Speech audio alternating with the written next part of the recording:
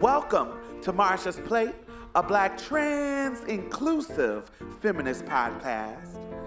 A place where we know that not everybody is invited to the cookout.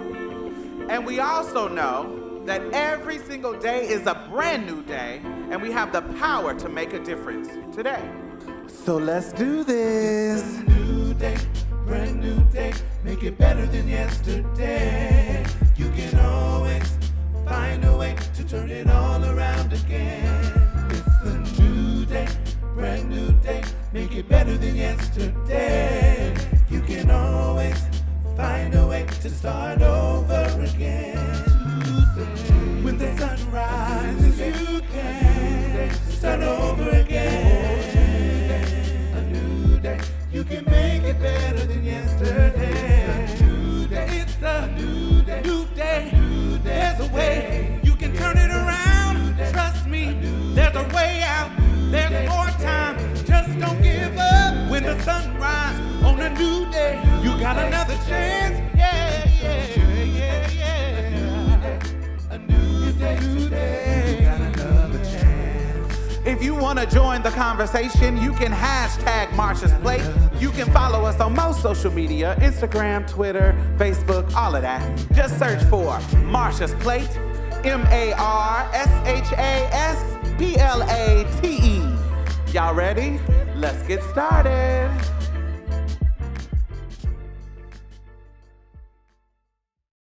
All right. Okay. What is that? I'm here for it. It's all right. So, hey, what's y'all tea? Peace. Hey, honey. I thought you was about to sing Puff the Magic Dragon. That's what I thought you was about to say. I was singing David Bowie with Luther Vandross. Yeah, Hall of Fame. Yeah, I mean, all right. Yeah. Young Americans. Yeah. I was trying to catch it, but I was like, dang, did I forget the melody? I picked some of it up. I'm gagging. I didn't know that David Bowie and Luther had a song. Well, it's David Bowie's song, but Luther is the one who did the vocal arrangement and did the backgrounds. So it's a Luther song with David Bowie on it. Yeah, right. You know that Young American song. He was on the background vocals along with Cissy Houston as well, and he added that Young Americans, that part to that, and it, you know, that's the part that makes the song. Yeah, baby, any song that whole sound. Any song that he's doing backing vocals, honey, you're gonna hear Luther, honey. It's certain people, even on the backing vocal, you're gonna hear that motherfucking edge. You're gonna know it's them. Mm-hmm. We're all aunties and aunties today. We all said, I'm still a big sister. Don't you try to old woman me. Don't you try to old woman. But speaking, that was too funny though. That was too funny because we all did our little. Speaking of, why you ain't got your cloud bob out? Lord have mercy. Yeah, I'm celebrating. I've been celebrating the holiday being lazy, so I didn't take my hair out today. I didn't pluck my hair out today, honey. I ain't put on no makeup today, honey. Nothing. You want a cloud bob? But you see the cloud bob in the background. You know the cloud bob is in the background. Y'all just told me about this word today when we talked. And I'm conflicted because clearly it's something that white people came up with. For all who don't know, honey, white people is calling the afro the cloud bob, apparently. Honey, white people is calling the bush a motherfucking cloud. You said Vogue magazine? Yeah. Child, oh my God. They just never get it right. They just never fucking learn, don't they? Like white people that made this shit up, made up a word that they didn't need to make up because we already had several words for what natural black hair gives when it's given what it needs to be given and reaching for the stars. These bitches done said a motherfucking cloud bob. bitch, if they don't sit the fuck down. But then I'm conflicted, y'all, because it's something about, I think it's something about it that's cute. And I feel like if I style my fro in a certain way, it could give cloud vibe. You know what I mean? But I'm just mad that they trying to gentrify some nigga shit. Like, bitch, y'all don't even have cloud vibe hair. Why the fuck is you trying to make a name for it, bitch? Yeah, I agree with you in a sense. That is a cute ass name, but I'm not accepting it from the white people. No, Yeah. it has a name. It is an afro, and that's what it is. Don't try to rebrand afro, but it Cloud Bob does sound kind of cute. Like, go have your cloud bun. That's ridiculous. That's ridiculous. But I'm not gonna correct nobody. Like, if you want to call it cloud bun, go ahead, white people. More power to you. Honey, Call me baby, looking wild and crazy. Excuse my language. Sorry. we ain't even got the vernacular right, honey. All three of us is calling it something different. The only thing we got in common is cloud, honey, and the second word begins with a B. I don't. My It is bad, Bob, y'all. Cloud Bob. Bob. I kept calling it bun. They always fucking with some shit that ain't got nothing to do with them. That be the problem. I That's why really people want to don't like know what was the were they just trying to call it something else? Remember when they was trying to say the cornrows was the boxer braids? Like, are they just trying to be cool and name something Or that the already bow exists, good. something else? I think it's they feel left out because, and I think they just want some in on it. You know, I think it's known that anything that Black people gravitate to when it comes to words, when it comes to lingo, when it comes to phrases, it does become cool.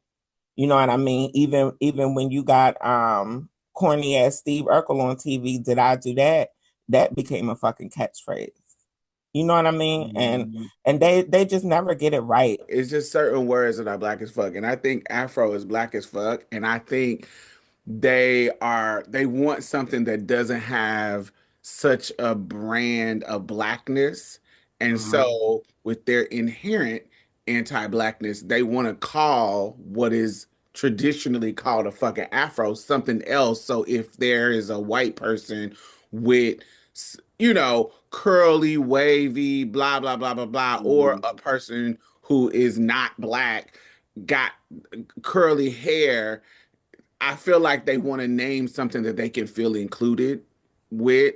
Like, so let's name it something cool, like a cloud bob, instead of just accepting the black ass afro.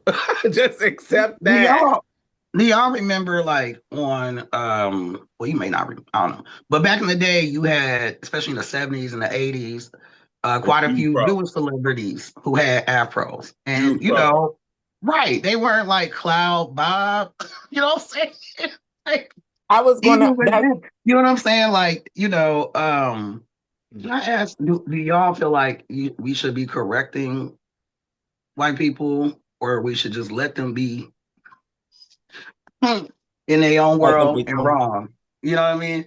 Because, like, you know, like you said, both of y'all, like, we're all seeing the same shit in a way that we didn't all used to get to see each other's shit in the same kind of way that we can all see each other's shit, content, media, all that kind of stuff, right? And so, like, you know, should we be revoking the so-called passes to the cookout type shit and, like, correcting white people on the internet and, like, letting them in all our shit, or should we just say, cool, Well, pop? y'all Yeah, what y'all y'all know think? how Yeah. y'all know how I feel about it. Y'all know my pro-black abolitionist ass is for some people contradictory to what I believe about us coming together and, for lack of better words in the moment, race mixing. I feel like regardless of what we do and how we do it, it's not going to change the fact that we're going to continue to intermingle and yeah, we're going to continue to come together and we're going to continue to see the tanning of America, as they call it. We're going to continue to see the blackening of America. And it's going to be global because America is the standard. Our societal norms, whether people in other countries want to accept that or not, we do set the standard for what other people do in other countries. I'm the type of girl, ultimately, I ain't gonna welcome you to the cookout, but I'll welcome you to the house party. Mm-hmm. Yeah, what you think? Cultural appropriation, it's always been a thing. What's your thoughts? I think that we Like, is it a racism as a distraction situation? You know what I'm saying? no, I I think that think too. that I think what we do, like we make jokes about it. We clown them. Y'all whack. Y'all are not somebody. Y'all, I love to see when shit like this happens. You look in the comments and motherfuckers using different memes and doing different jokes and making Oh, bro, and thank you, they're man. turning into a jovial, Mhm. fun thing. And so in my brain, I enjoy it. I enjoy the call out. I don't think we should be stressing out about it. Y'all can Right. have the That's the line. clown. That's the line right there. Right. Yeah, Exactly. That's the I, line. we shouldn't Right. be Yeah. It's stressing gonna out about cost it, you but the fucking sleep, but it's a good laugh. yeah, it's a good laugh to me.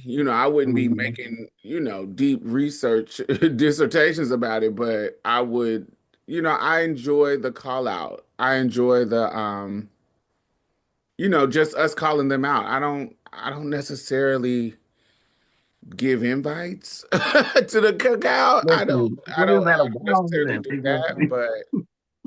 but I think that's even in our as a show, our tagline. We know everybody I literally in our description it says we know Mhm. everybody is not invited to the cookout. Like we Mhm. know that. Okay.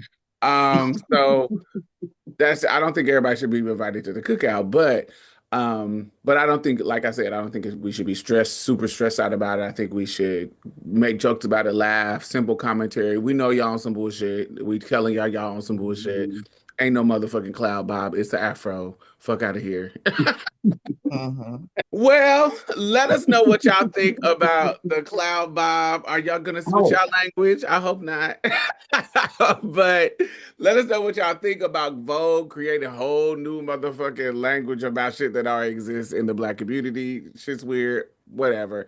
Hashtag Marsha's Play. okay. Hashtag MARSHASPLATE.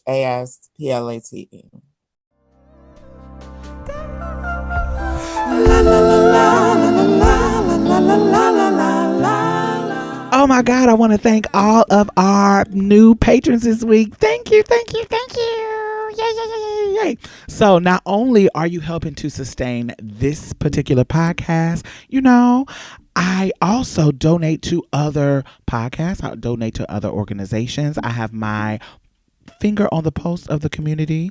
And I know a lot of grassroots organizations that are doing great work out here. So you're not only helping to sustain us, you're helping to sustain other people in a community because I put my money where my mouth is.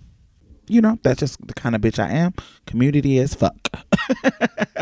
So thank you. I really, really appreciate you. And if you have not become a patron, why have you not? You can donate as low as $1 a month. It doesn't matter. Anything helps. Please. Do I have to play Sarah McLachlan and show you puppies? Like, what do I have to do? Do I have to resort to what the white people do to get you to give them money? Anyway, the link is in the bottom. Back to the show. Oh, so hey y'all. Do you know what today is? I don't know. It's 420. I fucked it up. Come on, Diamond. Yeah, 420. hold it Yeah, down, Diamond. Hold down, Bria, Diamond. Come on. Now I'm a musician as well, but I'm mad, y'all good on the spot right now. Do I'm you mad at know you. what today is? It's It's read it 420. 420 day. Ooh, that was a Jay, struggle. all you It's had to 420, do y'all. was keep with the melody, Jay. I know, but it wasn't. There weren't enough words. There It weren't enough wasn't enough syllables. Yeah, syllable. I just was like, oh fuck. Let's take a moment to think about it. Shit, 420. Yeah, Okay. I know.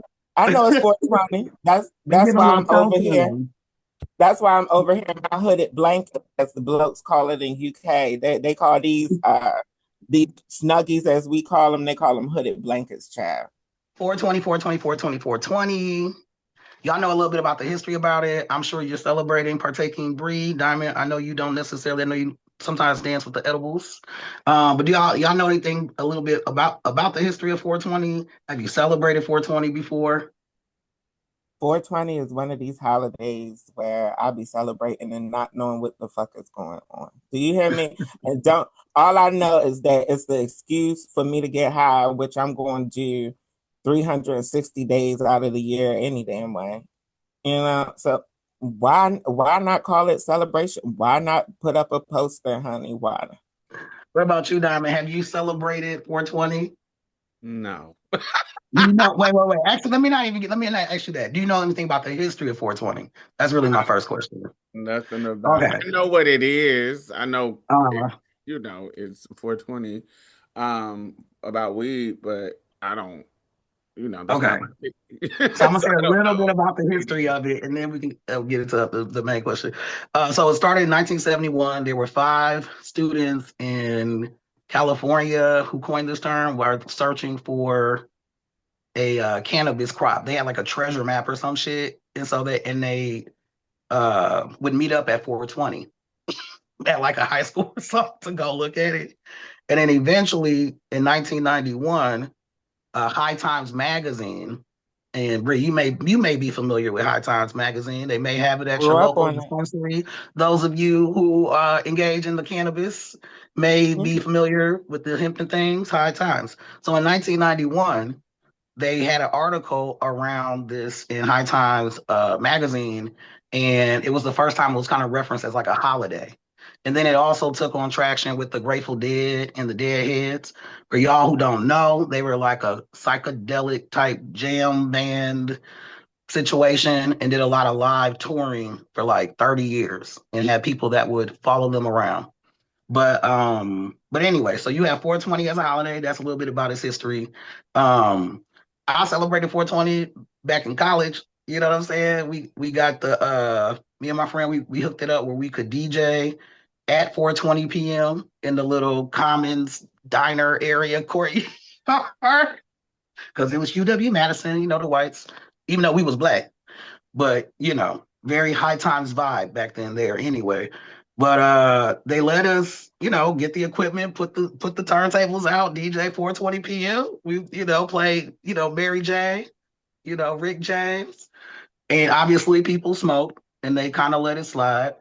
Um, we also got together at 4:20 in the morning on the little vent that we would sit on overheat outside the dorm. It's corny. Not really like, yeah, girl, great. Yeah, it was really corny. You know what I'm saying? Definitely a lot of it's some white people shit. I went to UW Madison, so you know, wasn't that many of us. But we did come together often over, you know, the cannabis. But anyway, but that's one of my favorite like 420 stories. I had a friend that used to throw a party. They would have like a bong that and he wasn't white. We had a bong that that was like you had to like stand up on the shit to take the hit. It had like a row. It was crazy. It was crazy. But every year he would do a party, you know, food, kind of cook out, grill and stuff. That is so crazy. Anyway, not crazy, but yeah, just pretty wild. So, do y'all have any 420 stories or know folks that have 420 stories? Um, yeah, or any other thoughts about the holiday? You know, how you relate to it. Yeah, honey. First of all, with you telling the story, telling the history. Yeah, you know how some people grew up on fairy tales, you know what I mean? Some people grew up on Jet magazine. You know, I grew up on High Times. High Times was the reading in my house.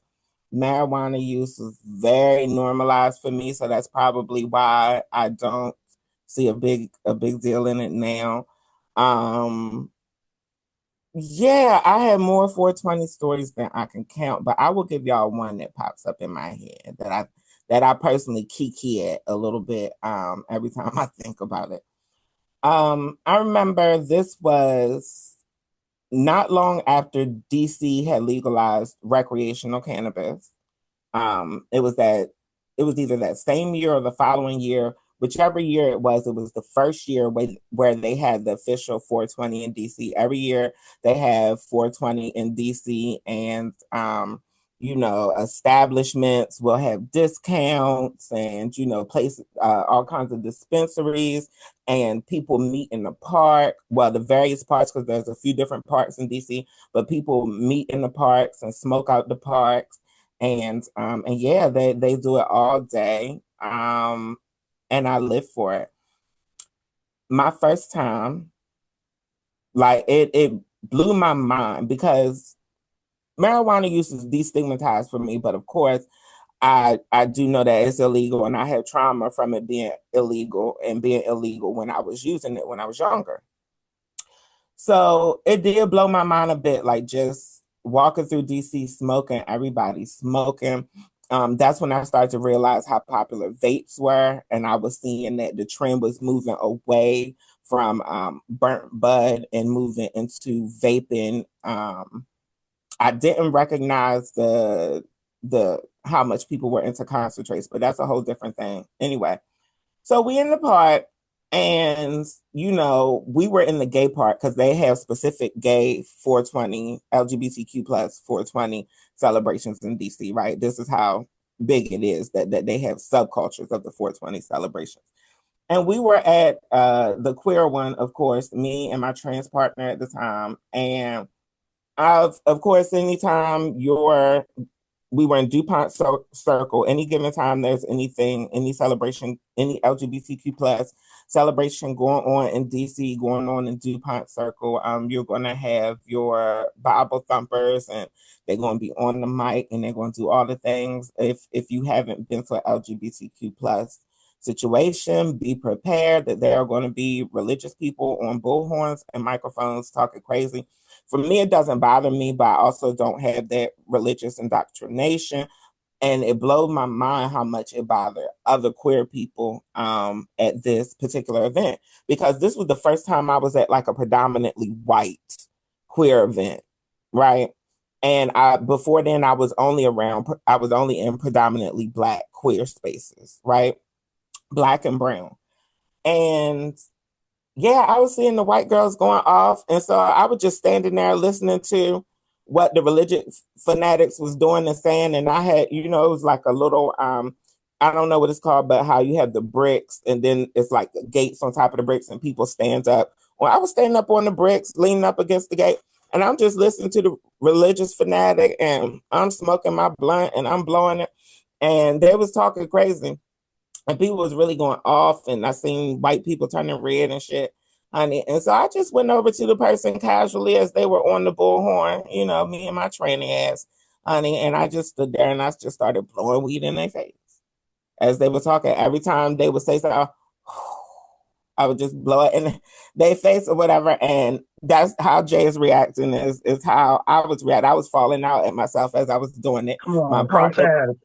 My partner was paranoid, which made me fall out even more and like size me up and hype me up to do it even more, because y'all know how I like to get under people's skin when they be scary, but when they not as revolutionary as us, right, honey? And so yeah, I was just blowing the weed in their face, and I just was looking at the other queer people, and I was like, y'all keep it moving, like don't pay these crazy motherfuckers no mind. You know what I mean? Like they not worth the attention after I was finished smoking my blunt. And I just kept walking, and that, for whatever reason, that story sticks in my head. That's wild though. Like just all the different That's me. dynamics of that story. Like I go to DC, it's the first time with all these white people. We got the brother Jeb and sister C people and all this other shit. What about Yeah. you, Diamond? Do you have any 420 stories or like 420 adjacent stories? Since I know you're not in cannabis in the same kind of way. So when I was younger and I was smoking, this is the funniest cannabis story that I have. This probably was around 98, 99, somewhere around there. I was still in high school. I had my own apartment out of all like the high school people. Everybody was still staying with their parents because we were in high school, but I had my own apartment. So my house was the place that they would come smoke because ain't no parents there. And so we can come to your apartment and we get high.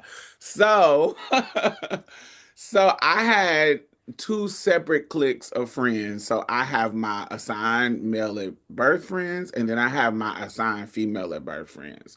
So for some reason, it would never kind of overlap. Like it would really, if I'm hanging out with my lesbians, it'd just be me. I'm usually the only assigned male person there. If I'm hanging out with my butch queens, it ain't no lesbians here. It just for some reason in this time of my life, they were really, really separate. And so the ones who was always smoking was the lesbians. And so the queens, they would be, it's about watching drag tapes and voguing and da da da da. But over at the with the lesbians, it was just honey blunts pass. So when they would come, the girls who was involved in this is this white girl named Jessica, this black girl named Karen, this stud named Magali. Magali has a brother. He wasn't always in the situation, but sometimes he'll be in the situation. A cisgender straight brother, but he wasn't always there. But his name is Kurt Magali. And then there was a girl that I went to high school named Shauna Sims. So Magali was dating Karen, the black girl. Magali secretly had a girlfriend named Megan, a white girl. So, of course, Megan and Karen always have a clash. But what it is Karen is like the hood black girl, da da da da da da da da da. Megan is like the suburban, rich, privileged white girl, white lesbian. So Magali always benefited from both of them in some kind of way. So that's why they both kind of her girlfriends or whatever. But they will always clash because she's lying to them and leading them both on, blah, blah, blah, blah, blah, blah. So Magali calls me and say, "Hey, bitch, I'm about to come over your house. Can I come over there and smoke?" I say, "Sure, yeah, come on. Let me smoke me out. What's up?" So she could, because Magali always got the good weed. So she come over and it's just me and So Magali. she wrote that white girl from the suburb. Back then, that's probably why she had that Right. good. So, which is true, which is literally the reason. So, but what I didn't know is Magali is playing a game. Magali is what she's doing is she's throwing Karen off so that Megan, the suburban white girl, can come over to my house and she can spend time with her behind Karen's back. But she's not telling me this. She's just using me in my space so that she can play Karen. So I don't know what's going on. But what she's doing Why? is My people, my people, my people, my we all people. young. We all young. Uh, We no, I we know. I'm just saying, I know. Now that I know, I was there. Damn it. I'm just so kidding. What you kidding with it? It's like, okay, yeah, that's so crazy. her game, her with this her game. Her game is to she know if she gonna smoke if she smoke me out, I'm gonna be down for whatever because I'm gonna be high because I'm like shit. I'm trying to get sweet, trying to smoke, da da da da. So her plan is to come over, smoke me out, but drop her son off with me so that she can get in the car with Megan and they roll around, do whatever they need to do. So because Magali has a child, I don't know. I think her child, she got a child from some type of, forced situation, and her parents wouldn't let her get an abortion. So I think there was some kind of situation, but also there was like, so she never had a babysitter. She never, so imagine this stud who has a child, who her only child, and she never got help with him or whatever. So that's kind of was the nature of her story. And so in this situation, she was bringing the child over to the house. I'm really, really good with kids. And so you know, that's normal for me. So I'm living for him, blah, blah, blah, blah, blah, blah. I'm high. everything is going, it's going. So she was like, all right, Diamond, I'm going Megan going Megan Megan gonna come over here, but I'm gonna go. I'm gonna be right back. What I don't know is that Megan is coming over, but Karen is one. She's basically trying to get away for one of the two girls.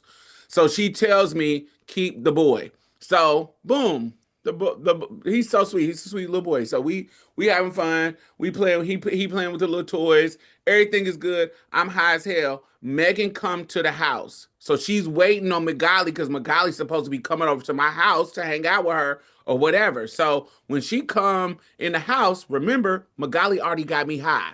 I'm already zooted out of my motherfucking mind. So I'm telling Megan is asking me, so when is Magali coming? Because she's supposed to meet me here. And I say, oh, I'm skipping a whole major part of the story. I'm sorry, I'm trying to go fast. So it won't be a long story. So I'm supposed to leave and go to the gay club. Magali and them don't be going to the gay club. I'm supposed to be gone. She's supposed to get me high so I can go to the gay club.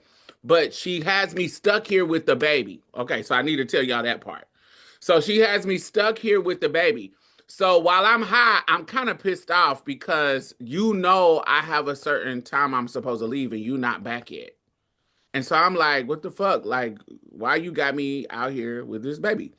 So this is when my childish, mean, irresponsible self comes out. So I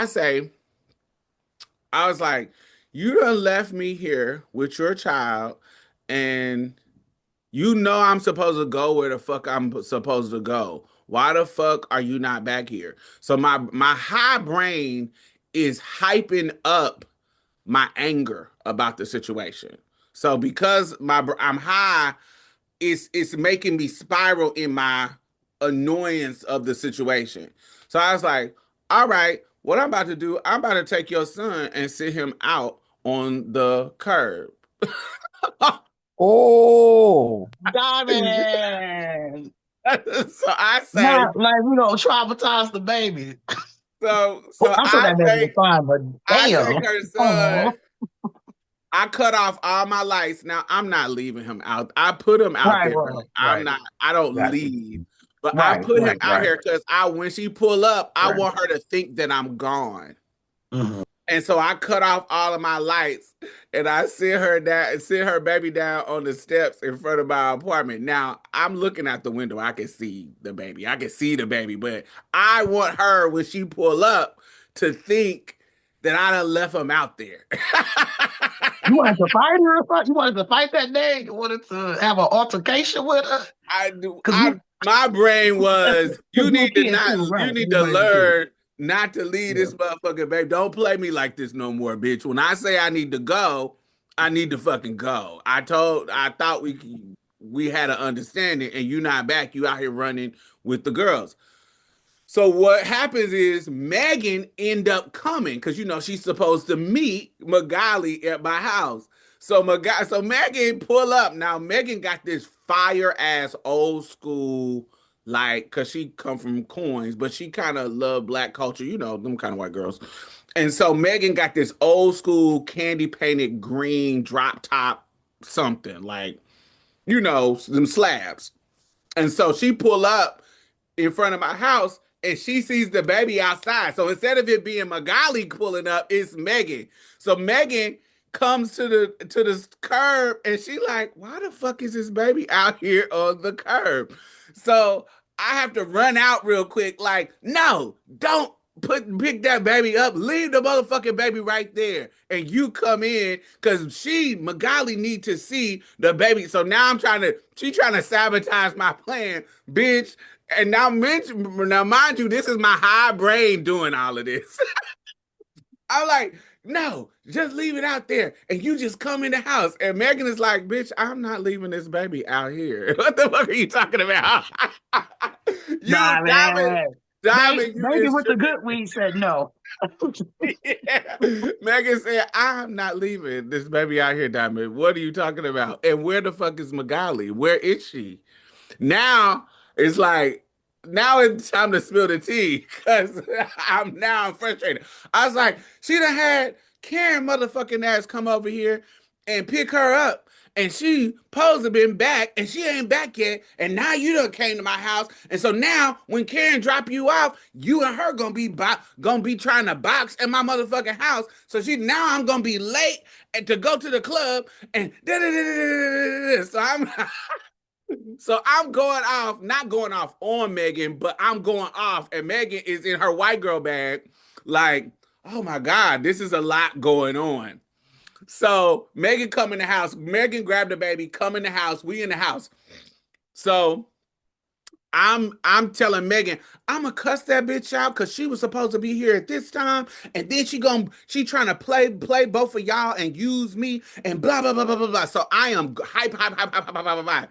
Magali come through the fucking door, and my brain wants to cuss her the fuck out, but Megan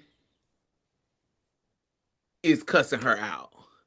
And because I am so high, because Megan brought some weed too. So I was already high from Magali's weed. Megan brought some weed and rolled up, and I hit her blunt, the good weed. And so now I'm so high that I'm just stuck, and my brain keeps thinking on the inside. I can't say nothing because I'm just stuck. While Megan is going off on Magali, I want to say something to Magali, but every time I think I'm about to say it, Megan interrupts me, so I keep doing like this.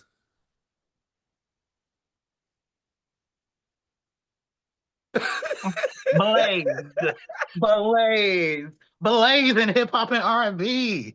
That's what you look like. Just eyes tight and red. I can't say anything. I'm just looking back and forth from Magali to Megan. I'm looking at Magali, ready to say what I gotta say, and then Megan interrupt me. So I look at Megan like, bitch, shut the fuck up. I want to say something. And you is interrupting me from saying something. But I'm not saying it out of my mouth because I'm stuck and I can't say it. So It was all finally, internal dialogue. this is all internal dialogue because I'm so motherfucking high.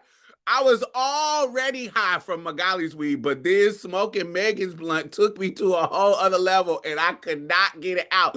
So all of a sudden, when it gets to like they're arguing about the Karen did drop her off, but she didn't like come in or do anything. Magali just came through the door and Megan kept. Once they shit start calming down, I say, Megan. So finally it comes out my mouth. Megan, shut the fuck up and let me talk. And then I look at Magali and I'm like, I don't even want to say nothing now. Magali start cracking up. Megan start cracking up. I'm like, I don't even know what the fuck I want to say. You was just mad and high. You was just mad and high. Just mad and high and don't even I thought I had something to say, but I couldn't say it. And I was just fucking stuck. And I went to sleep and woke up. They had wrapped me in my little covers. I woke up the next day at like 10. And I was like, damn, I was high as a motherfucker. And I called Magali and was like, bitch, now I'm a not high. Now I can tell you what I fucking feel, bitch. But I was high last night. I couldn't say nothing. While I'm trying to cuss her out, that bitch is cracking up. She said you was high in the motherfucking Diamond last night. So wow, yeah, fun. it was a funny ass story. Just the being stuck, and I don't think I had been that high ever at that time in my life, but I was high as shit. I'm still tripping off of you being like, now I don't even got nothing to say.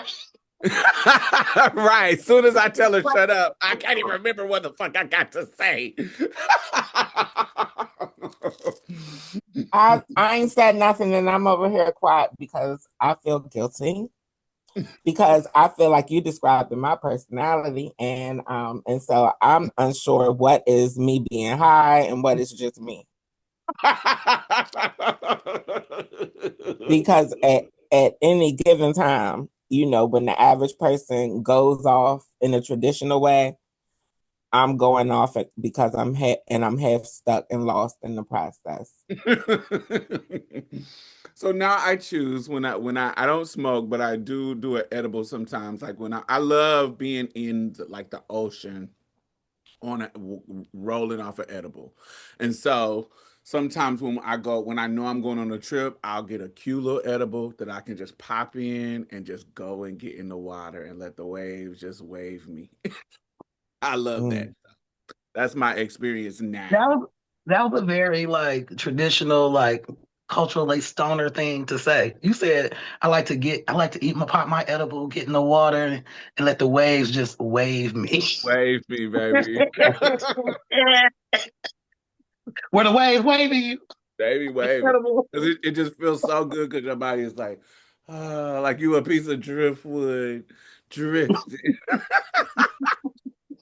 And then I'll get scared and panic thinking it's about to Malcolm Jamal me. Oh shit. Oh no. Oh, I rest in gotta get power. out. That's the Damn. problem with drugs. It take me too many places and it'll take me down a road that I don't want to go. Oh, baby, yes. I would go down that road before I had even got in the Oh water. And shit. that's probably one of the reasons I Oh, don't get in the water because I'd be I too would damn not paranoid. Because I'd be dude. too damn paranoid. Oh my listen, me too. I'm like, damn, I would not do that. I don't even like You doing know? too much shit. If I eat an edible, I don't really like to be like public like that. I like to just be chilling, controlled environment, not outside. You know what I mean? Right. Unless I'm with some people or something's going on. But like, man, y'all got some funny ass y'all got some stories. Diamond trying to play it off. I have no 420. I have no 420 story. I ain't got no weed story. I don't really, I eat an edible every once in a while. No, you That's my wave and old story. play. I don't really have no more stories. Nothing funny because I really don't be Yeah, doing. yeah, yeah. So yeah, that's the one I That is remember. funny. That's my weed story. Let us know if y'all have any 420 stories. Did you have to stand and like smoke out of a 3 foot bong? Did you you know what I'm saying? Like, what kind of adventures have you had? Or adjacent, like Diamond, where it's like, I didn't celebrate 420, but I did have this internal dialogue. That was a great story, though, on some real shit. Anyway, let us know about your 420 stories. Did you know about the history? Did you have some events? Hit us up, hashtag Marsha's Plate. Bree, break it down. Hashtag MARSHASPLATE.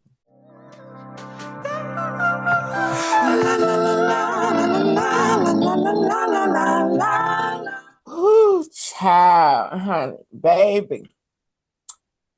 From Ice Spice getting knocked in McDonald's, honey, and dragged in the middle of the road, to David, the singer, being charged with first-degree murder, to T.I.'s son, King Harris, being pulled over and arrested with a gun in view and all of that.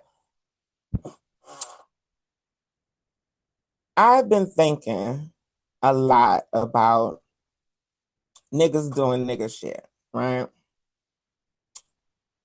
And I've been wondering, like, why we haven't grown out of this phase for a certain segment of Black people haven't really grown out of this phase. And I mean, it's even generational.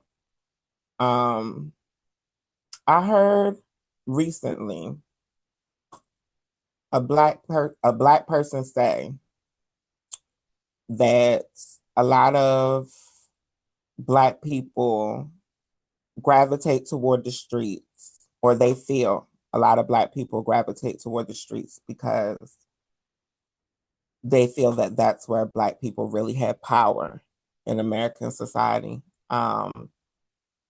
They said that they believe that a lot of Black people don't feel security in the power that we have in the government, don't feel security in the power that we have overall in American society. And so there's a lot of people, and as we've seen with our own history, a lot of people who could have been potentially great leaders for our community got involved and wrapped up in the streets. And again, this theory that's completely new to me is that they believe that a lot of Black people gravitate towards street culture because they believe that that's where them as Black Americans have power. And I'm curious, what do y'all think? Do y'all think that there's any validity in that? And if not, why are these people with access and opportunity putting themselves in situations to take away all their access and opportunity?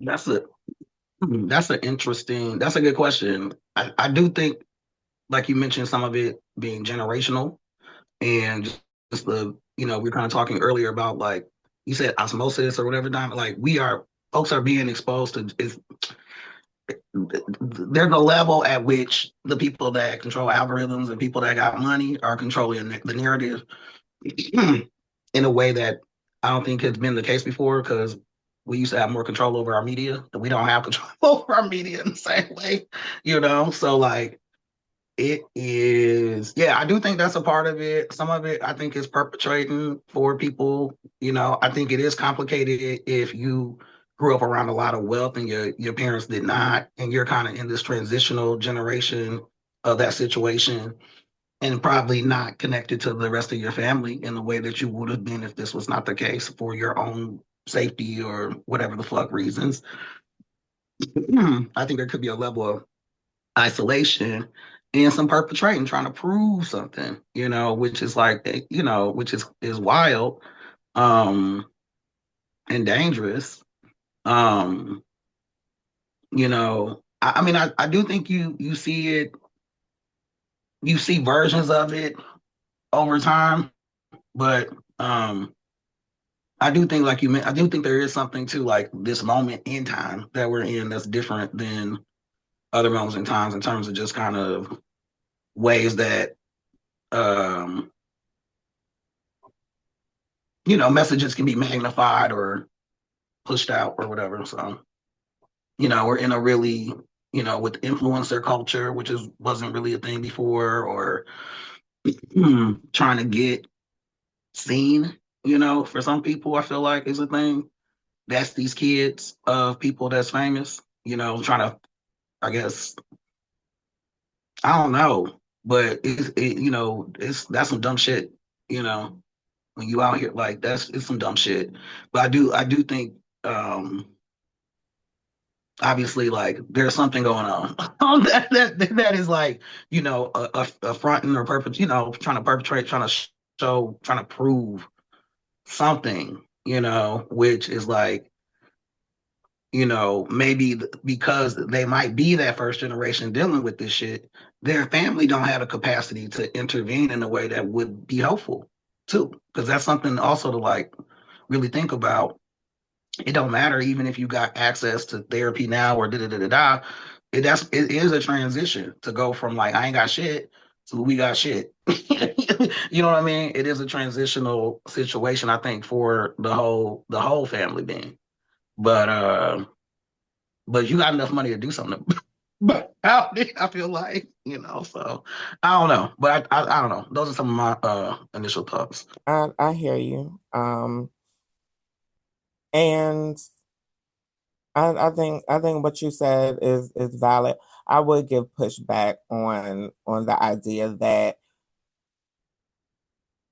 rich Black people, even if their parents are from the hood, or even if they have ex-con as a parent or two parents or whatever, I think that's not an excuse for them not having access. I feel like these people do have access, and I feel like just like any other race of people, you have some people who just choose negative paths for whatever reason. And like with King's parents, to be specific, with King's parents, T.I. and Tiny, for example, they too can be put in these categories. They are two people who, since they've had money and fame and celebrity, have gotten into legal trouble for essentially doing street shit. But what do you think, Diamond? Um, uh, I guess I would say two things. So the first thing, I think celebrities are more accessible to us now. I think that they are, when I think of the Ice Spice situation, um, this is a girl who a fan, from what I'm to hear, she's a fan that walked up to her table at a McDonald's. And so, and I think even Ice Spice has recently has made a joke that this wouldn't have happened at Wendy's. I think that's a joke that she had made. And so, um, I mean, back when I was younger, a celebrity, you wouldn't catch them at a McDonald's, just sitting in a McDonald's. You get what I'm saying? Like you might catch them in a limo outside the McDonald's and somebody coming in to get their food. Can But I can I correlate it real quick, Diamond? The reason I made the correlation with Ice Spice and street shit is for exactly what you just said. I feel like for you to know that you're a celebrity, to know that you're like that street shit, to think that you could just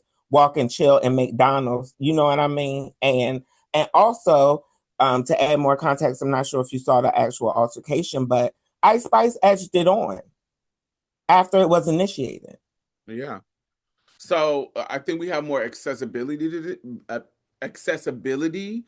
and I think it's two things that's different, not different, just more accelerated in this time period. Like the back in the day, it would be paparazzi that was motivated to catch a moment. Whereas now we have more incentives for people outside of paparazzi to catch a moment. It really was a relationship between paparazzi and superstars. Now you add a third person, which is the public, who can, with their phones, their friends' phones, and they literally can become famous if something pop off between them and another famous person. So they can create a moment. And shit, this girl, if she beat, I didn't see the altercation, but if she beat her up, honey, somebody will send her a message and say, hey, let's offer you to get on baddies on Zeus. You get what I'm saying? They can it No literally shade. it can be an opportunity for somebody. This flash in the bucket moment can turn their whole life around if they have, especially if they have a personality that can get caught up in that whole whirlwind tornado of the internet. And so I think that type of motivation is new. I won't say new because but I think it's different and more accessible now and more realistic now as opposed to back in the day. You really couldn't have that happen unless somebody, it just would be so. I think the chances of being so low. But I think that goes to my second point.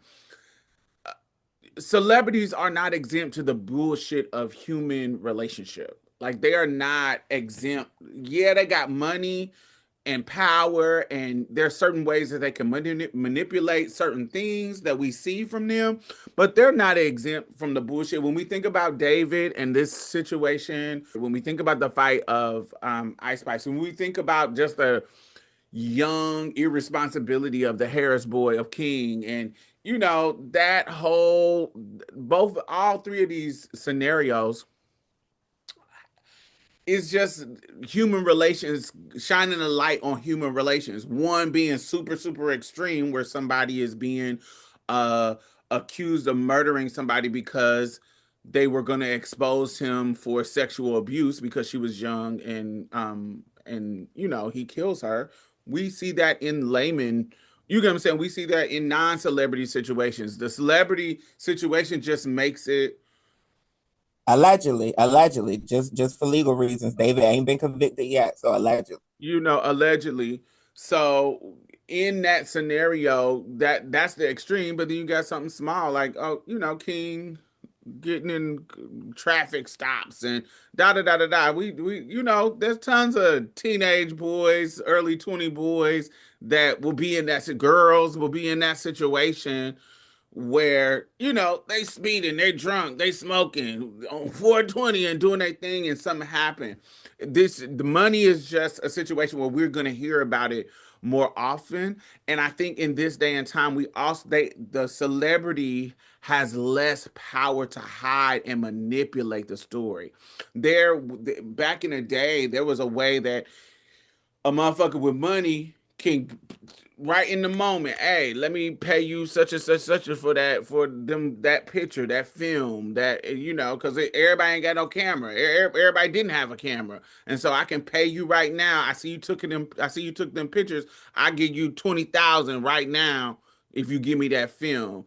And so they can not have that story blow up and get out. They don't have the TMZs and they had exploitative tabloids and da da da da, but there was a way that they can nip it in the butt rather quickly if it can shine a bad light on them, if it can Right. shine if it shine if, but now, because at any moment anybody around the scenario could have a video, could have a picture, could have a blah blah blah, they can't control it in the way that they could back in the day. And I think they have less power to manipulate the stories, because sometimes we'll hear about something, now we'll hear, I'm watching interviews with celebrities and they telling T that I'm like, oh, this, I didn't even know that part happened. Now Uh, they coming out and saying it. And I just think it's different nowadays. I think it's different because of the accessibility to phones, accessibility, the speed of it coming out. But I think it's the same. It's just different. It's just different. okay, I hear what you're saying, but I want you to, for me, I want you to touch on this theory that's new to me. This idea that it's Black people gearing toward the streets for power, and white people, to be honest, in this theory, this is not what I think, but in this theory, Black and brown people have made it cool. Non-white people have made it cool to show conflict publicly, to show conflict online, to show conflict even in reality TV, right? Or to show physical conflict, aggressive conflict. This is what this belief. They believe that white people try to keep that shit behind closed doors, but Black and brown cultures, people speak very matter of fact, very passive aggressiveness is common for white people, along with this theory. Long story short, but they're not even really in the conversation. My real question is, Black people specifically, do you think that they are gearing toward doing street shit for power? A lot of marginalized communities have done stuff on the streets for power because they're marginalized to be able to maintain. When we think about you know, the mob or the mafia, whatever, all that, different community, the Irish mob, the Italian mob, the Russian mob, the da-da. And know, in a lot of places, all those things are still in operation. So like I do think it's about the conditions of a situation for a person, you know, that lead to that, not necessarily because you're Black. I don't think that's it at all. You see, yeah. So I mean, I think that is a thing, and it's not just in here. It's abroad too. It's in Europe and other countries, other continents. So like, that's a thing, and usually the conditions are some shit's fucked up, trying to survive. Like, there's usually some survival shit going. You know what I mean? Going on in the situation that kind of pushes people that way, where you're gonna go. or lack of access to be able to get capital to do stuff, quote unquote, legitimately and things like that. But a lot of businesses in the here and have been started through like some bullshit. Oh, like not where I'm at, but I mean like in this country, right? Like, and they'll turn that into like an American fairy tale myth about this great white man who had to bend the rules a little bit. You know what I mean? So, that's a thing. But I don't think it's specific to black people. But I also do know and believe, and I'm sure we could all agree that there definitely is, a level of propaganda to push out disproportionately more they okay with people thinking that. There's white folks that are okay with people okay with making money by having people think that black people just out here just trying to fight and calling each other nigga and want to do this and want to fight and fuck and all the bullshit and be like exclusively just that. you know what I'm saying? Let me retract. Let me That is a retract. thing, but yeah, Let me retract a that's little always bit been a thing. because I had went out on a tangent and I was thinking specifically about like baddie culture and reality TV. From a honest perspective, and of course is very systematically racist. But from a TV standpoint, reality show standpoint, they allowed it to be seen. They allowed Black people physically fighting on reality shows and shit to be seen. Of course, they threw white girls in, and you had white girls on Bad Girls Club too, who was fighting and shit. And still to this day, some of the girls on Baddies are white. They fucking white to me. So yeah, I just wanted to clarify myself a bit, but I honestly feel like this conversation ain't really about white people because of systematic oppression and racism. White people's criminal shit gets painted to be acceptable. And even when we talk about the mob and the mafia, I think about the fact that how a lot of them people have genuinely institutionalized and how a lot of that money has gone into building industry. And these people are now socially accepted, even though we know that their family's money comes from slavery or mafioso ties or shit embezzlement. You know what I mean? Like the average rich person in America made their money off the backs of somebody else, and you can typically find immorality at some point, whether it's child labor laws in other countries or whatever. But what do you think, Diamond? Do you think that there's any feeling to this theory that there are some Black people, specifically Black people with access, who essentially still do street shit for power? Yeah, I'm leaning to agree with Jay. I think that just the root of the theory, like it's a theory, the definition of theory is asking a question, is asking a hypothesis, and I feel like the root of the theory is of that question is anti-blackness, like not from you, but just the theory of it. But it's like everybody do street shit at some point. What we would consider quote unquote street shit.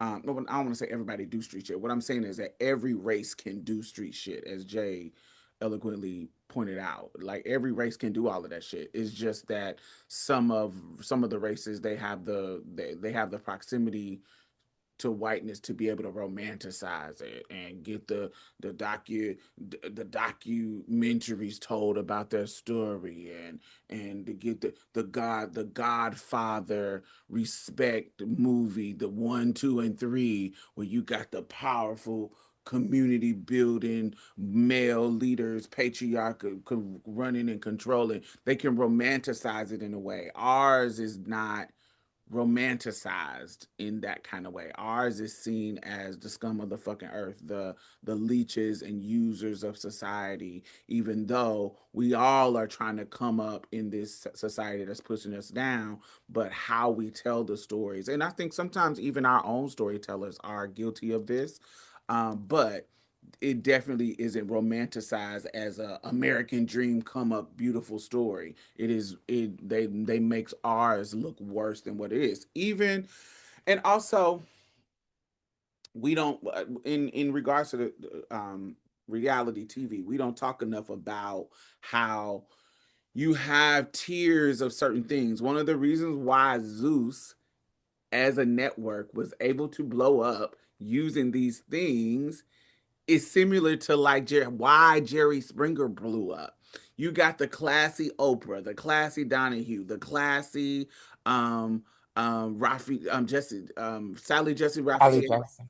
You have these classy, typical trained journalists, da da da da da da, and then we have Jerry come in, and I love the documentary that they did about Jerry's show. How he was like, "Oh my God!" Regardless of this, may be ratchet. They wasn't calling it ratchet because it was some white motherfucker leading it. But if it was a black person leading it, they would have called it ratchet.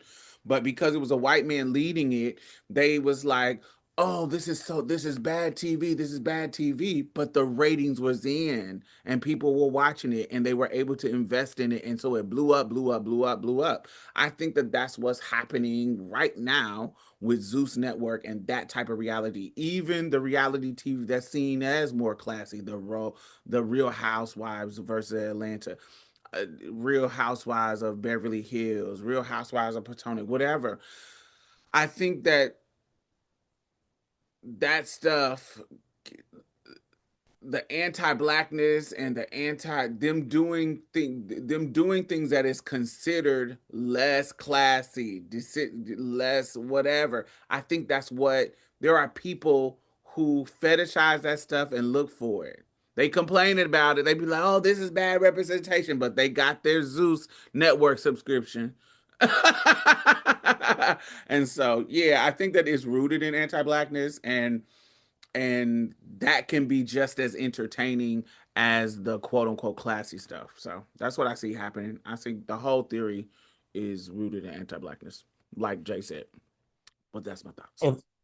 It felt very anti-black to me from Can I, first can I hearing. throw something out there too? Like, recently I saw, I used to watch Mob Wives. Remember Mob Wives? I think that was Mm-hmm. like, what, like Big Ange. 2010, 2011. Rest in peace, Big And Ange. yeah, yeah. And for listeners who may not know, like around 2000, was it 2006, 2000, when was that writer strike? Was it like 2006, 2007? Somewhere around that, 2008. I can't remember. So around that time, there was, because Girlfriends and all that kind of stuff was on at that time. And then they ran into the writer strike. What comes out of this writer strike is this explosion of reality TV because it can be produced without the scripts. It's cheaper to produce. And you didn't have as many, kind of just what you're thinking about what you were just saying, Diamond, too. Like, at the time with the talk shows, how that kind of blew up. Reality TV used to just be like Real World on MTV, Road Rules. You didn't have, Survivor was that was a thing that was new, when it came out. That was kind of unheard of. And then all these things turned into competition reality, this kind of like they all have categories now for like the Emmys and stuff.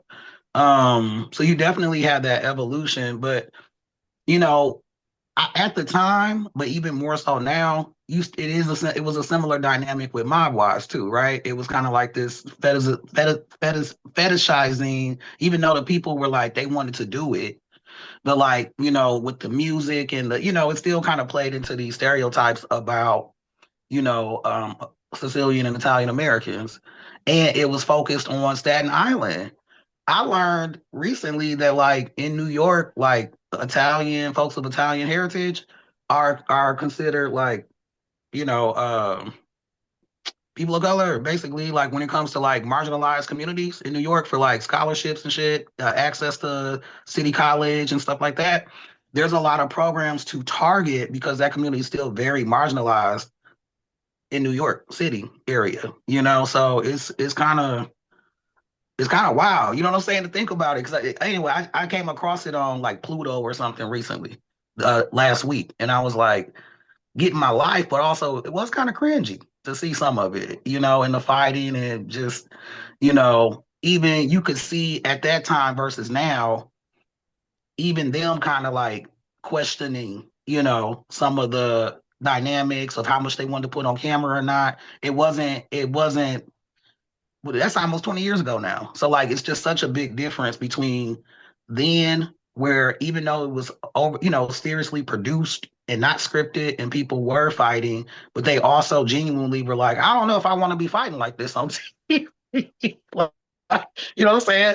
And like, to now, we're like, because it makes money, that's a thing. And also like, what they say, American culture. The culture comes from Black folks, and the symbols come from Native American folks for a lot of shit in this country. And uh, as they continue to curate what it means to be an American for the white folks, a lot of that also includes sensationalizing, fetishizing, eroticizing, Black folks in our culture and shit like that. It's kind of crazy. Yeah. Anyway, And the internalized anti-blackness be screaming and exaggerating everything that Black people do.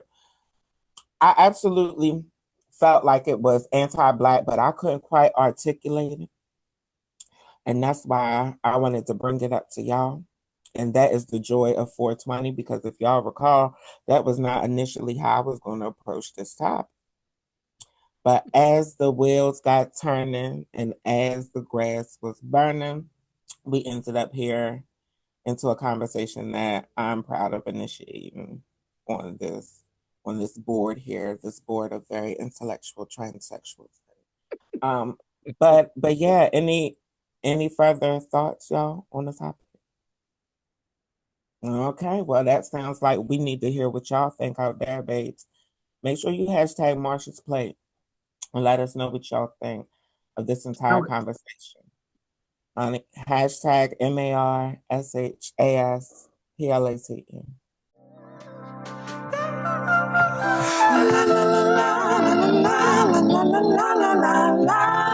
It's kind of like an update story. We talked about a couple, whenever it was hot in the streets about a year ago. I think maybe 2004, 2025. I don't know. I can't remember. Remember when we talked about Dominique Pellicott, the lady who was her husband was drugging her and essaying her. Mm-hmm. So this is an In update. France, right? In France. In France, Okay. yes. Yes. So this is an update on a CNN investigation that came out of the aftermath of that situation. Because you would think that once that shit popped off, it would send the creepers in the underground, but it didn't. It made it worse. So imagine if the person that you trusted the most was secretly part of a subculture of people harming their spouses. Isn't that fucking crazy? I would be devastated. But anyway, let me tell y'all a little bit about it. CNN investigated and uncovered a global network of men sharing tutorials on how to drug and assault their partners. They called it an academy. I'm calling it a rape academy.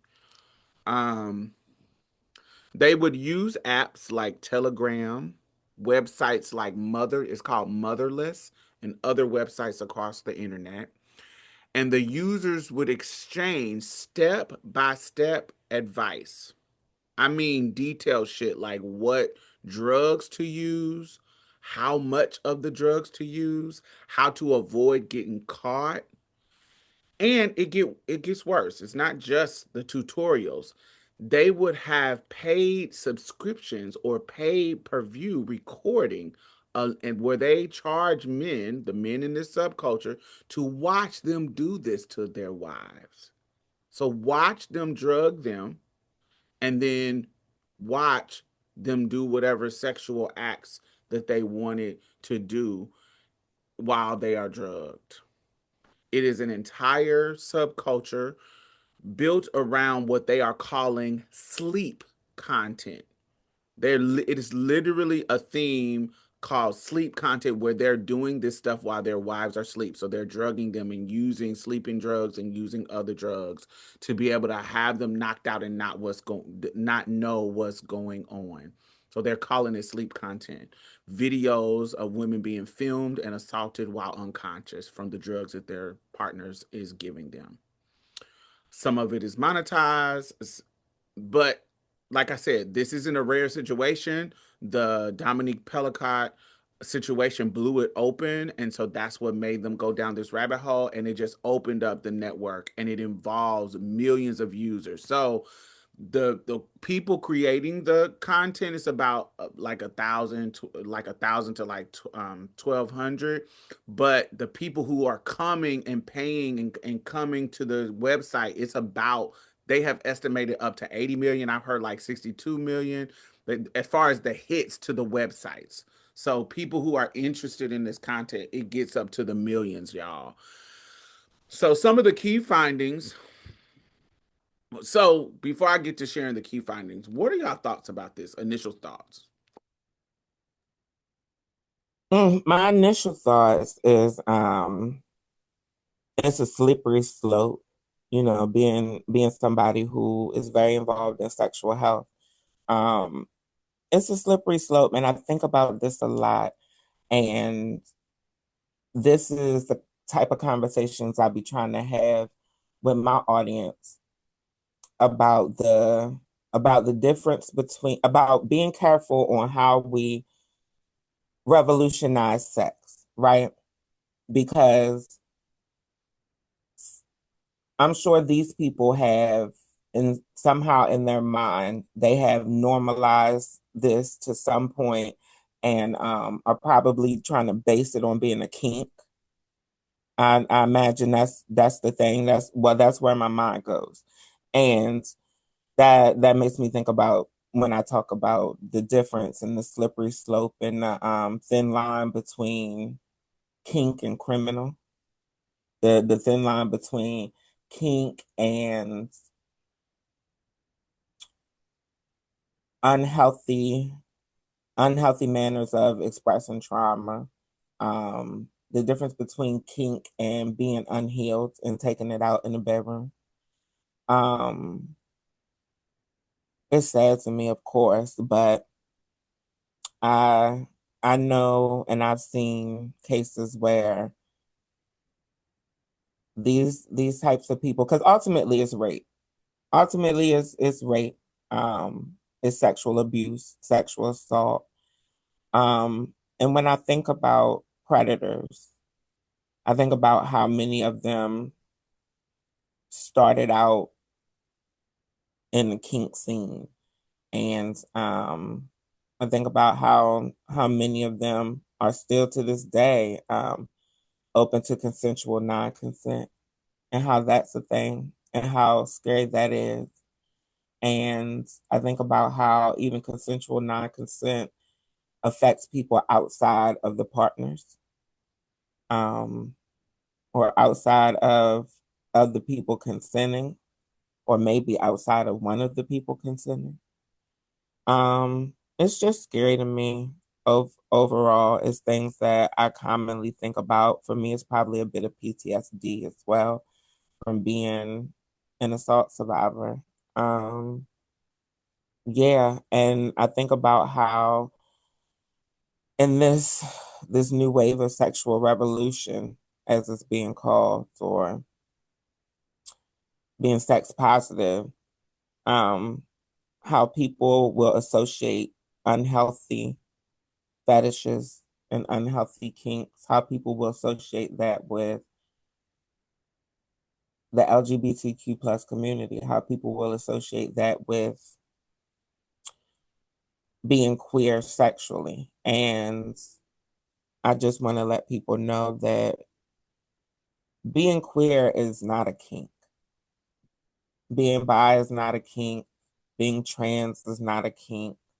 For some people, aspects of gender and sex can be kinks or are kinks to them, but when we're making space for everybody and their kinks and their quirks and their fetishes, I just want to remind y'all that being LGBTQ plus can be safe and healthy.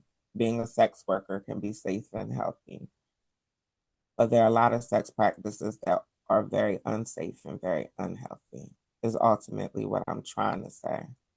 So before we go to you, Jay, I want to say that this is the straights. This ain't us. And I also want to say, that it's very, very adamant within the kink community to be like for it to be consensual. So this particular story, it is not a it is very clear that this is not um consensual actions. So I want to make sure that while I understand what you're saying, I want to make sure that we know that in the kink community they are very adamant about consent and people, everybody being aware of what's going on in the scenario that they are participating in, not the that's not this situation. All right, let me give further clarity. Also, what I was saying is that the straights will use their kinks and their unhealthy sexual patterns and their unhealthy sexual behaviors and compare it to our community. They will compare unhealthy sex practices to homosexuality and transitioning genders and various things. And just wanted to remind y'all that we know that that's bullshit. And even if you're a sex worker, that is not the same as raping. That's not even in the same category of rape. What about you, Jay? Yeah, that's a lot going on. I do like I've lost thoughts. One piece of it is kind of related to what we were talking about before, where you have an increase in like fringy ass shit and it's more accessible to more people and it is becoming more normalized, kind of how we were talking about the manosphere bullshit. This is another example of shit that is like this is something that's taken off more recently.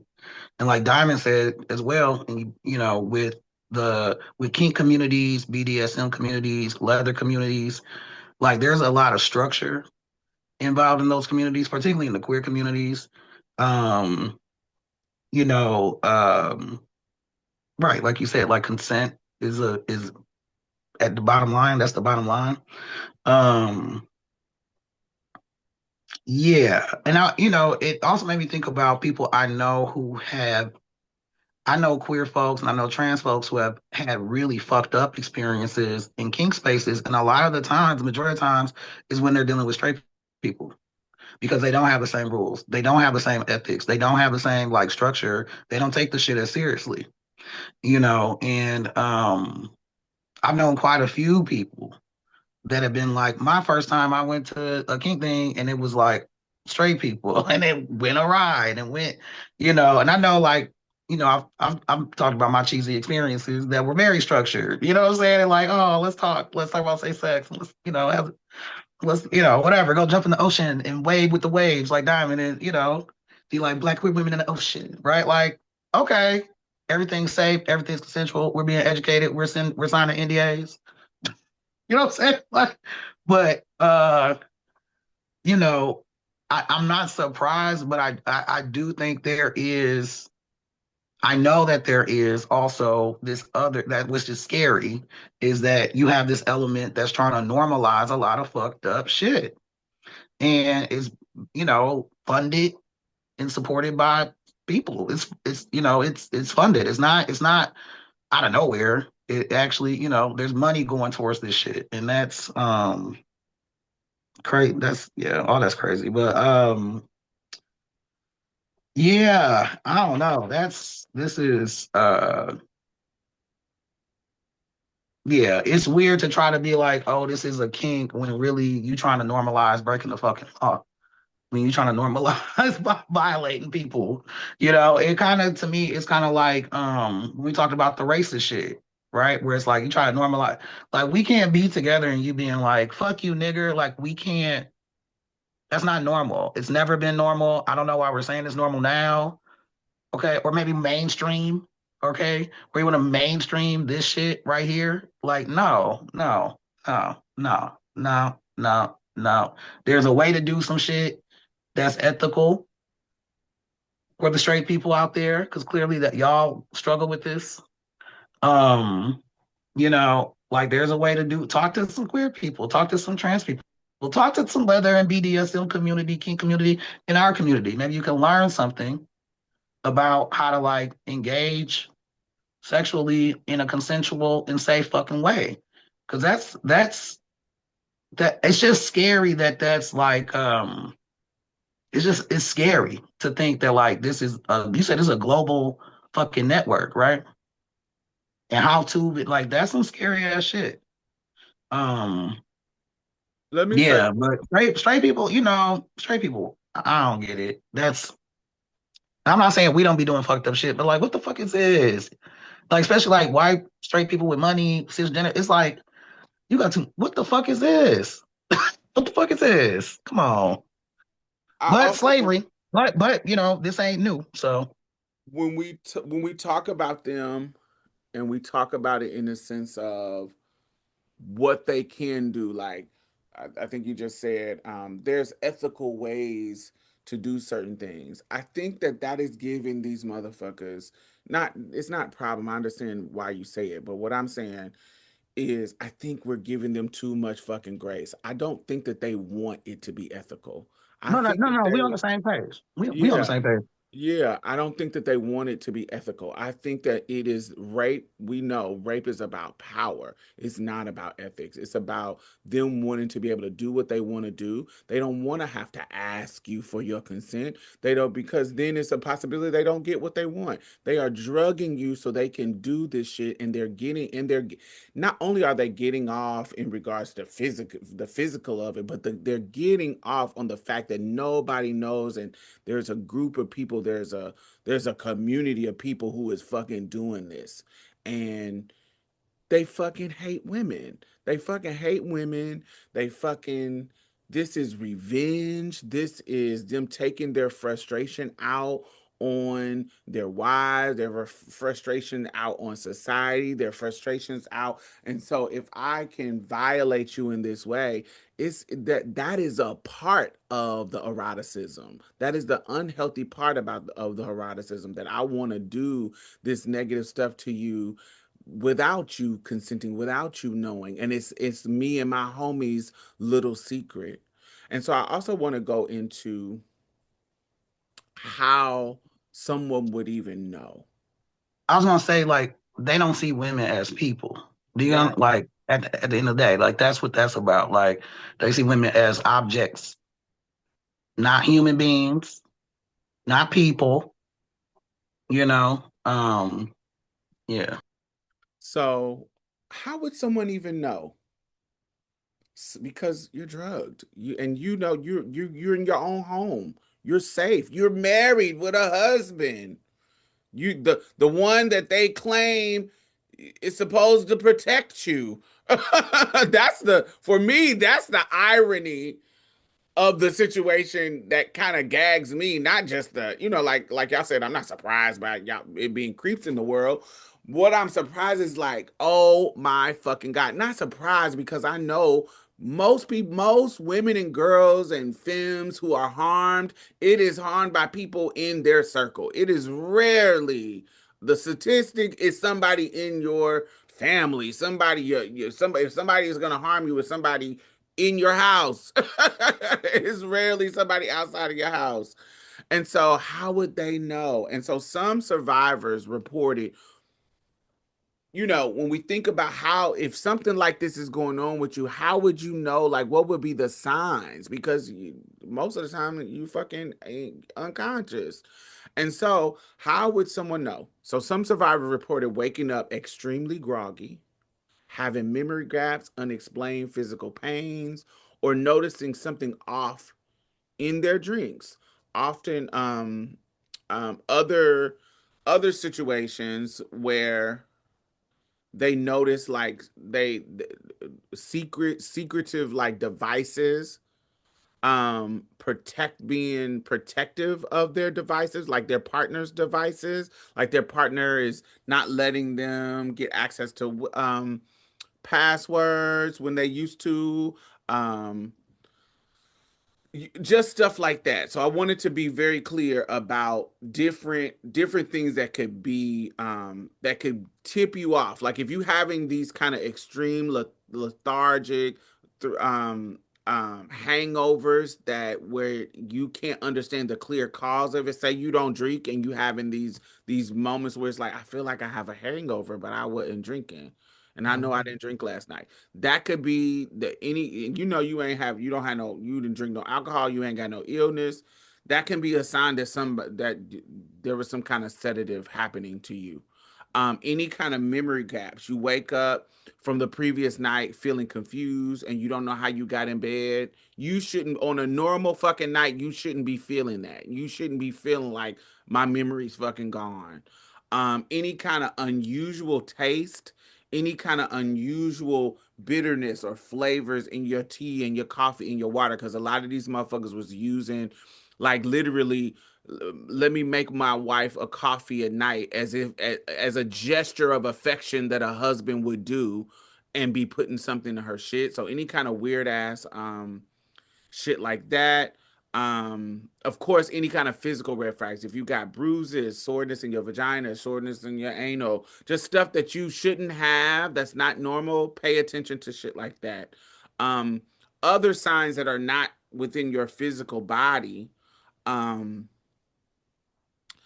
things that these men would say based on their investigation, any kind of sexual entitlement, like them feeling entitled to sex from you and not having boundaries in regards to that.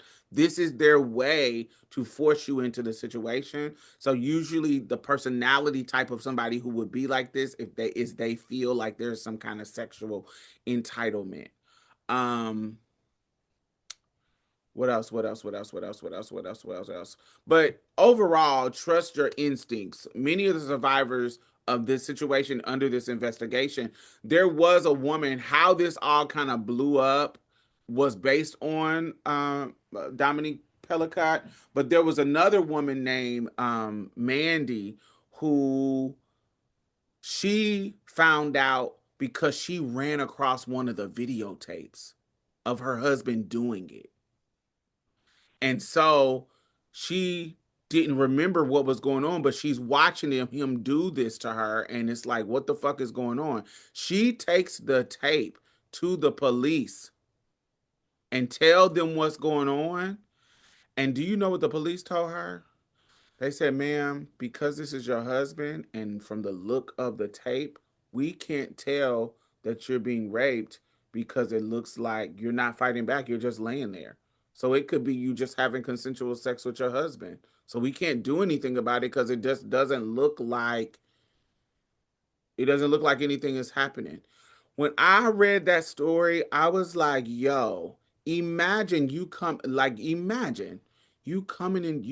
into a fucking precinct and you are the person in the video telling them this was not consensual. I was being harmed. I'm telling you, I did not consent to this. Like you're in my face. I'm telling you. So I'm not asking you to believe it. I'm not a person not in the video saying that this is happening. I'm in the fucking video and telling you I did not consent to this. This is not cool. And this is what's happening to me. And you sit in my fucking face and tell me, oh, I can't do nothing about it because it doesn't look like you're getting raped. Bitch, I'm telling you I was getting raped. It ain't about what it fucking look like. I'm showing you video of, I'm telling you, this did not happen. I don't have any memory of this. And this is a problem. And your bitch ass tell me you can't do nothing about it because you don't look like I'm good, right? Bitch, fuck you. That shit would have pissed me the fuck off. So that's one of the cases that was a part of this investigation. And so I wanted to, in regards to having like a safety plan, if you suspect abuse, contact your local domestic violence resources and you know, like national hotlines, anything like that. Do not feel, put it out there. Let people know. Don't be scared to fucking tell people. I know it can be scary because it can shake up your life, especially if you didn't know any of this was going on. You think you have a loving, protective husband, and then bam, you fucking on the fucking dark web being mistreated. I know that can shake your life up, but yeah, I just found this to be fascinating. Fascinating because of just because of who it is, who how unsuspecting these women can be. Child, honey, taking away people's power is nasty work. But I'm gonna tell you some weirdo shit. Getting off on the fact that somebody doesn't want you, getting off on the idea behind somebody actually not wanting to fuck you in any way, shape, or form is some weirdo shit that's completely against human nature. Like, I don't know where you motherfuckers came from. Oh, I know a lot of y'all are the products of other rapists, honey, and I know patriarchy is a huge effect for a lot of y'all, but it is fucking disgusting to be so fucking weak. And we really genuinely are disgusted by a lot of y'all in every way. I mean, wow. I just want to add, like, there definitely is an attempt to target particularly Gen Z and younger millennials. I know for damn sure from my experience living in Seattle, to like convince folks to like normalize exploitation as a kink, right? And there's a lot of propaganda online that is pushing that idea. We've talked about it on the show for off and on for years, you know. And so that's something to keep in mind. You know, it's definitely in line with attempts to legalize child marriages in the United States, the abortion conversations we're having, all of this stuff to try to legalize and normalize different forms of exploitation and under the cloak of kink or BDSM and da da da. Like that's all bullshit. Um, Also, like marital rape did not become illegal until like the 1970s. It's relatively new.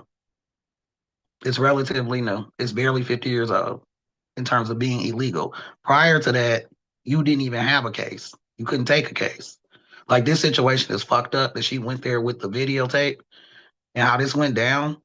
But like back in the day, like there was you couldn't even bring a case, and we got people out here. That's why it's more to vote. You know what I'm saying? That really want to kind of take us back into that direction. And honestly, I think, you know, this is, I don't think this is all of it, but I do think this is tangled up. This type of bullshit is tangled up in that when you're talking like a global fucking network of people. But yeah, I just want to reinforce that. Like, there's definitely a lot of propaganda. Propaganda is a situation where like everything lines up and it makes sense to me, but there's an ulterior motive to get you on some fuck shit that will cause you harm. So, you know, that's why they've taken this whole thing to try to normalize exploitation. On the front end, it's like, oh yeah, I can do what I want to. The trad wife, we talked about that too. You know, this is just me being free. Okay, because I'm free to make I'm free to make a choice to be exploited. Okay, that's not how that works. That's not the language people use in kink. That's not the language people use in these conversations when they're being serious about it. You know, and so anyway, I just wanted to put that out there as well. Just like, yeah, stay vigilant too, in addition to all the things that Diamond mentioned in terms of like taking precautions, just in terms of even just how people are talking about stuff as well. I want to add, because you are totally right, rape just started to be illegal in the 70s in the United States, but it's even a shorter time period in the UK because it's in fact, I'm adding this because the investigation is UK based. It didn't become illegal in the UK until the 90s, until 94. That's So crazy. so even shorter time period, even it's newer even in this area. Um Yeah. so as to close this out, I want to know what y'all think about it, audience. I also want to I don't know how comfortable I am. This is just criminal shit. I don't even want to put this in the kink realm. I don't even want Exactly. to. No, you're right. I You're don't right. even want to. 1000%. I don't even want to compare it in the kink situation. They This is perpetrating fucking kink. They yeah. perpetrating. This is some unhealthy sexual behavior of rapists and creeps and Violence. perpetrators. Sexual And violence. when I think of kink, I think of safe people who, and it might be my bias as a queer person. It's all rooted in consent and sexual pleasure and even when it is not a typical norm, it's still about the two people involved wanting to be involved. This is when I think of pedophilia and rape and this type of shit, I separate them. This is a criminal act. This is sexual based violence. I don't even want to associate it with kink. Kink just feels like something totally different. So I want to I just, make that clear at the end. Diamond, what you saying there too, just want to thought the word trust. Trust is a big part of what's going on in the kink community. Nothing about this situation showed trust. It was all Trust, violation. consent, any of the things that I come to know that kink is about, with a mutuality, trust, Hmm. consent, all that kind of stuff. If This you is pouring fucking wax on somebody, you want to trust the person pouring wax on you, yeah. right? You That's what might I like, consider. want to trust the person if you're doing like kink with, fire or pins You want and to be whatever the conscious. fuck. You want that person to be trained to know where to hit you or touch you, and trained and know how to put the wax on you, so you can trust that person's not going to cause you harm. Like Yes, real and you talk, want to be conscious. right? You can't give consent if you So fucking Olivia unconscious. Benson, That is fucking, that is just crazy. So, audience, let us know what y'all think about this situation. I think that this is insane. Not surprising, but fucking insane that, this one woman's story has unveiled, cracked open. It was like an iceberg. We see the tip of it and then boom, it explodes and we find out that, not that we didn't know bullshit like this was going on, but to the extent, I can't say that I was thinking that it was to this extent, but yeah, I just think it's wild. So let us know what you think. Hashtag Marsha's Plate. Ooh, child. Hashtag MARSHASPLATE.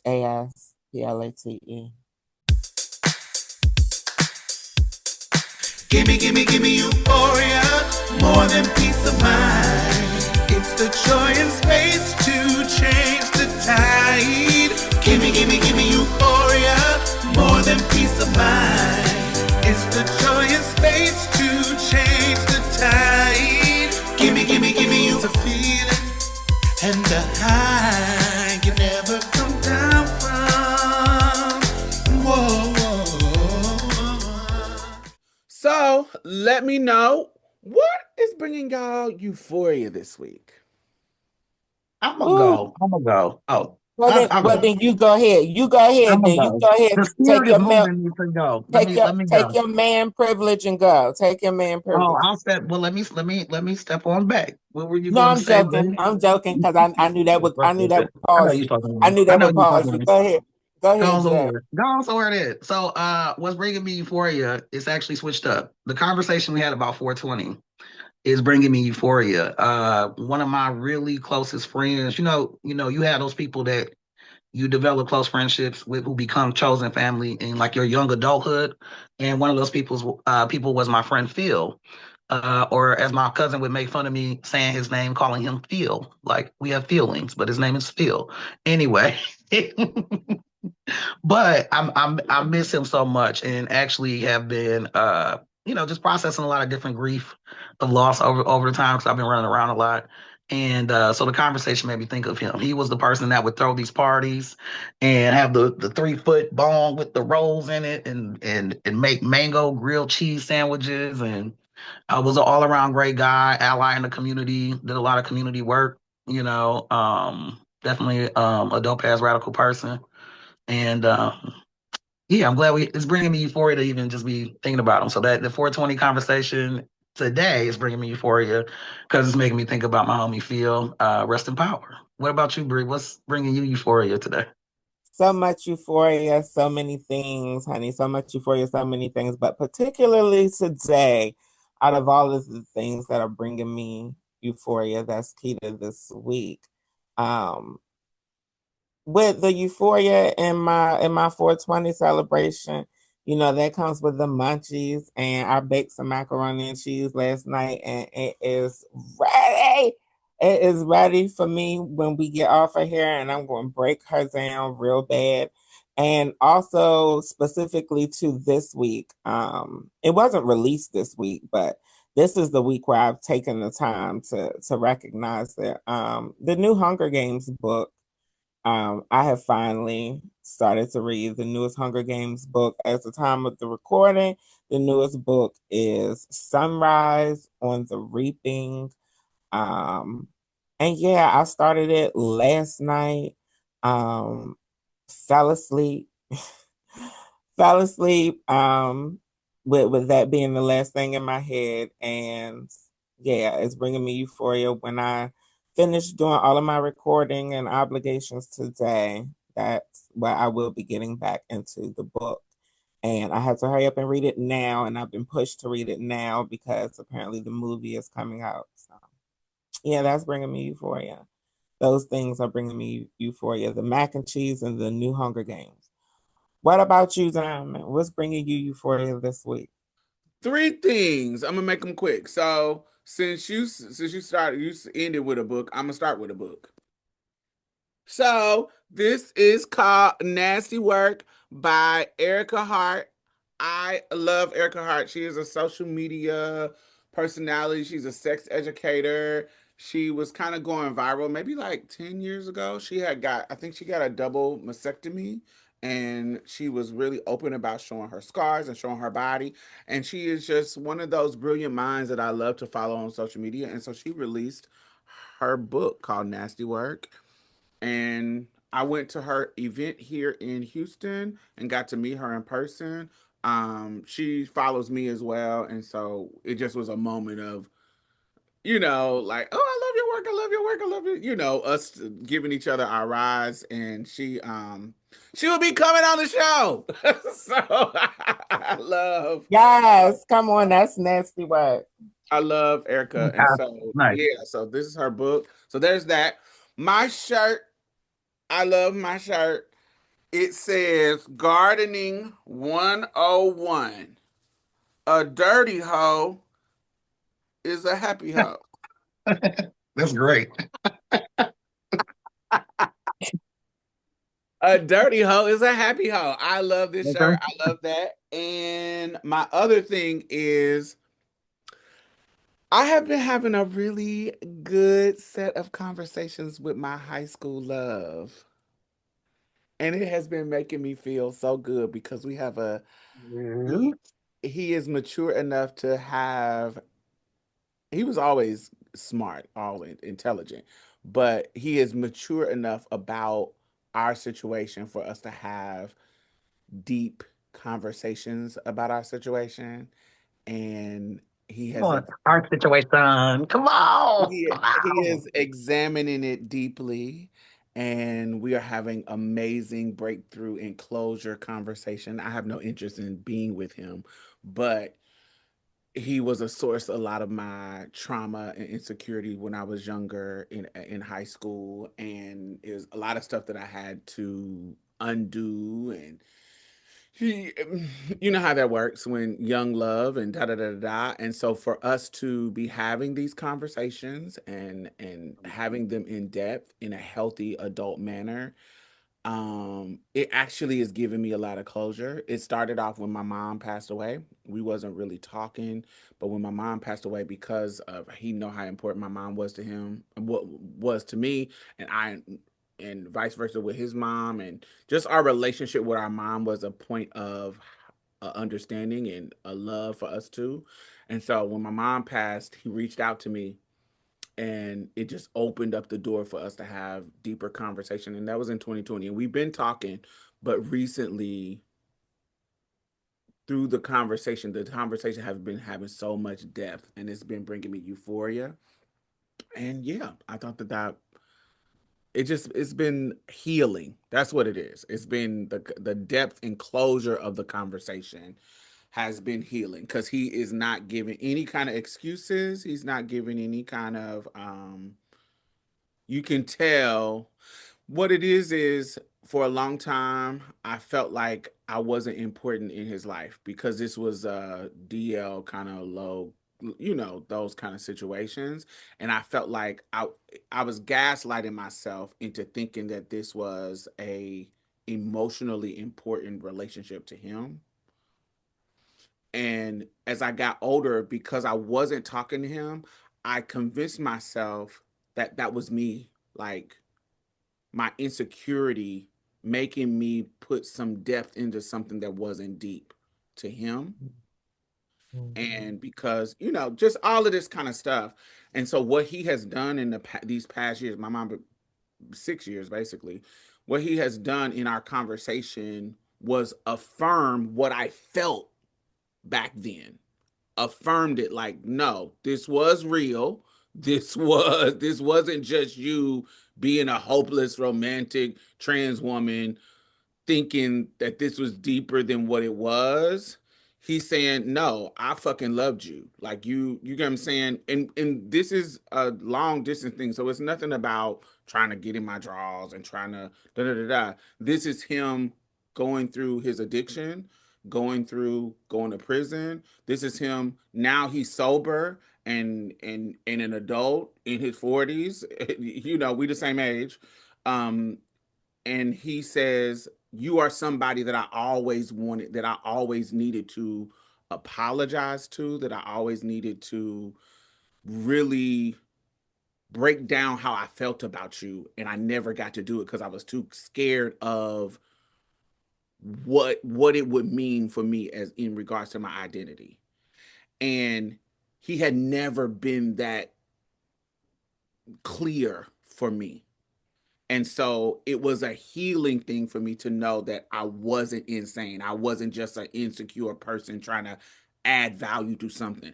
We really did love each other. We really did have a moment that was special, because I had spent years thinking that it wasn't special. Thinking that, oh damn, I thought it was special, but clearly he didn't give a fuck about me. Like, these motherfuckers this is the motherfucker that I love, and he don't even talk to me.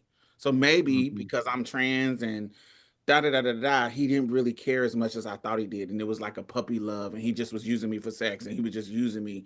But with him making it clear, it's something about it that validated me. Do you see what I'm saying? Because I was invalidating myself over time, and so it gives me euphoria for us to have that conversation and have that healing. And it was blessing. It's been a blessing in this past 6 months. And so we had a conversation last night, and it was like blew my mind of his clarity. And so I loved it. So that was my euphoria.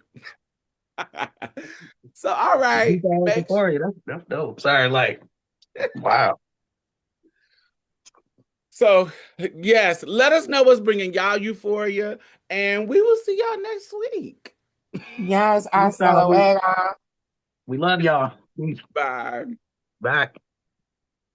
Well, that's it. Thank you for coming and getting a taste of Marsha's plate. You can listen to us on iTunes and SoundCloud. Make sure you leave a review, because we really need those 5 stars, y'all. And go like our Facebook page and leave some comments.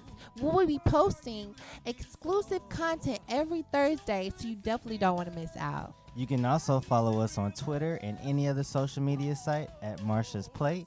If you'd like to donate or advertise with us, hit us up at diamondstylz@gmail.com. That's Diamond STYLZ@gmail.com.